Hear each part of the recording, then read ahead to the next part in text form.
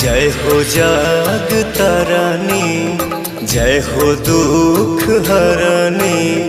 आइलू अपना बेटा के दुआर, हाई हम पुजरिया रखी नजरिया। सुखी रहे पूरा परिवार। एहो पंडित जी शंख बजावा, सब जन मैया पे फूल बरसावा। मैया के चुनरिया